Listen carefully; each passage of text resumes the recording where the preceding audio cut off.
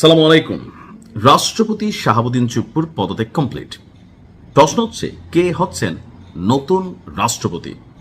আমরা যখন দেখলাম আমাদের স্পিকার হাফিজ সাহেব, ওনার কাছে রাষ্ট্রপতি শাহাবুদ্দিন চুপ্পু তার পদত্যাগপত্র জমা দিয়েছেন।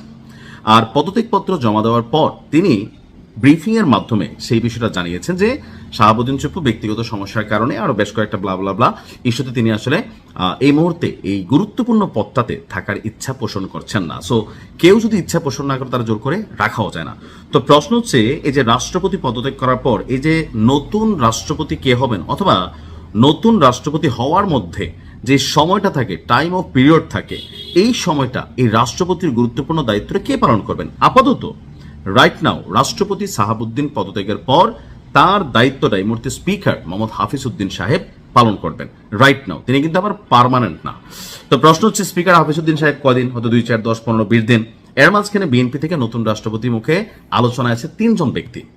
এর মধ্যে নাম্বার 1, এবং আমি ড্যাম শিওর, ভুল হইতে পারে বাট আমি 99% শিওর যে মির্জা ফখরুল ইসলাম আলমগীর তিনিই হতে যাচ্ছেন আগামী রাষ্ট্রপতি। কারণ তাকে এ পর্যন্ত সরকার গঠনের পর বড় কোনো পদে বসানো হয় নাই। তো মির্জা ফখরুল ইসলাম সাহেব তিনি সম্ভবত নির্বাচনও করেননি, আমি জানি না, আমার অনেকদিনের আগের কথা আসলে করছিলেন কিনা, যদি করে থাকেন তো পাশ করছেনই। আসলে আমি সরি বাট আমার খেয়াল নাই, যেহেতু একটু ঘাটাঘাটিটা কম ছিল। তো যাই হোক, তো এখন তিনি বড় কোনো পদ পদবিতে নাই, সুতরাং তিনি আগামীতে রাষ্ট্রপতি হবেন। ওই পরিকল্পনা করেই বিএনপি আসলে সরকার, মন্ত্রী, প্রতিমন্ত্রী বা যেইভাবে তাদের সিস্টেমটাকে সাজাইছে। তো শুধুমাত্র মির্জা ফখরুল ইসলাম সাহেবই কি এখানে প্রার্থী? না, আরো 2 জনের নাম আছে আলোচনায়। এর মধ্যে একজন হচ্ছে খন্দকার মোশাররফ হোসেন। তো খন্দকার মোশাররফ হোসেন তিনিও বিএনপির একজন প্রথিতযশা রাজনীতিবিদ, এবং কি খুবই হ্যাডম টাইপের ক্যারেক্টার যাদের আছে তাদের মধ্যে তিনি অন্যতম একজন। তবে মির্জা ফখরুল ইসলাম এবং খন্দকার মোশাররফ হোসেনকে যদি আমরা 2 জনকে 2 পাল্লায় রাখি, বিএনপির কাছে বা বাংলাদেশের বিএনপি পন্থী যে নেতাকর্মী আছে তাদের কাছে বা আমজনতার কাছেও মির্জা ফখরুল ইসলাম তিনি নাইস ম্যান, যদিও অনেকে অনেক ধরনের মন্তব্য করে।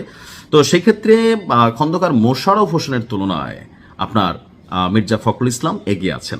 নাম্বার 3, ডক্টর মঈন খান।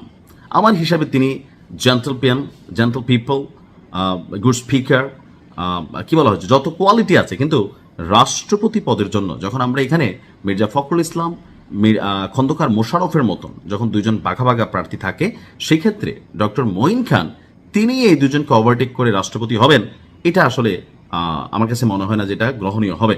আবার ধরেন রাষ্ট্রপতি পদে একটা মানুষ থাকবে দেখাশোনায়, হ্যাঁ, একটা পরিচিত সজ্জন মুখ হিসাবে আমিও অনেক ক্যালকুলেশন করে দেখছি যেটা মির্জা ফখরুল ইসলাম আলমগীর সাহেব তিনি আগামীতে দেখবেন যে রাষ্ট্রপতি হিসাবে রাষ্ট্রের দায়িত্ব পালন করছেন।